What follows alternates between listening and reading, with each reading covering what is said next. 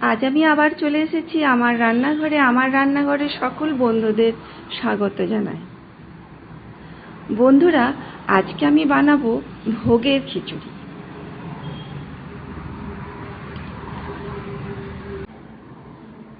আমি 1 কাপ গোবিন্দভোগ চাল আর 1 কাপ মুগ ডাল দিয়ে এই খিচুড়িটা বানাবো। প্রথমে আমি কড়াই চাপিয়ে তেল দিয়ে মুগ ডালটা হালকা একটু ভেজে নেব। ভাজা হলে আমি ওর সাথে চালটা দিয়েও চালটা একটু হালকা ভেজে নেব।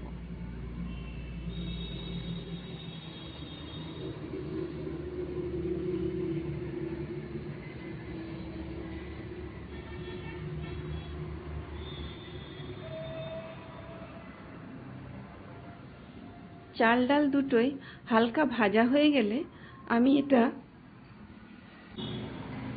চাল ডালটাকে একটু জল দিয়ে ধুয়ে আলাদাভাবে আমি একটু সেদ্ধ করে নেব। আমি জল দিয়ে একটু ধুয়ে নেব।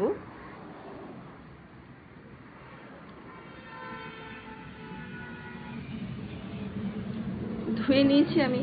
এবার ওর মধ্যে একটু জল দিয়ে মিডিয়াম ফ্লেমে 5 মিনিটের মতন সেদ্ধ করে নেব। খুব সেদ্ধ হবে না। এর মধ্যে আমি মশলাটা রেডি করে নিচ্ছি। আরেকটা ওভেনে আমি চাল ডালটা সেদ্ধ হতে দিয়েছি। আমি একটু তেল দিয়ে চীনাবাদাম কিছু ভেজে নেব।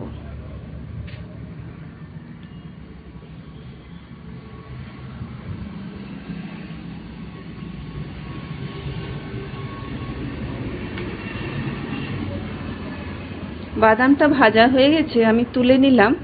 এরপর ওই কড়াইতে আমি কিছু কিশমিশ ভেজে নেব। হালকা ভাজতে হবে।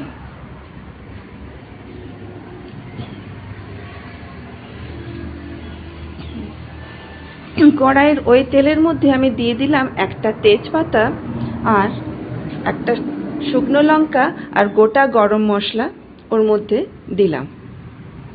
একটু নাড়াচাড়া করে আমি থেতো করে রেখেছি আদা আর কাঁচা লঙ্কাগুলো আমি কেটে দিয়ে দেবো।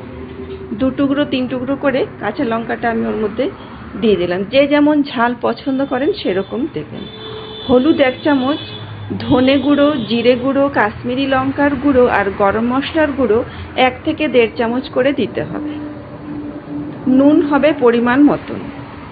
দিয়ে আমার ওই সেদ্ধ করা চালটা কিছুক্ষণ সেদ্ধ হয়েছে, এটা পুরোটা সেদ্ধ হয়নি। এবারে সব মশলা দিয়ে এর মধ্যে বাদাম আর কিশমিশ ভাজা যেটা ছিল ওটাও আমি দিয়ে দেবো। এরপর 10 মিনিটের মতন মিডিয়াম ফ্লেমে এটা সেদ্ধ হবে। 10 মিনিট পর দেখুন আমার ভোগের খিচুড়ি প্রায় রেডি। ব্যাস, এর ওপরে আমি দিয়ে দেবো আমার কিছু নারকেল কুড়ে রেখেছি, নারকেল কোড়া আর সামান্য একটু চিনি, আর দেবো আমি দেশি ঘি 1 চামচ। ব্যাস, কিছুক্ষণ নাড়াচাড়া করে রেডি হয়ে যাবে আমার ভোগের এই গোবিন্দভোগ চালের খিচুড়ি। তো বন্ধুরা, কেমন লাগলো জানিও। ভালো লাগলে লাইক শেয়ার করো।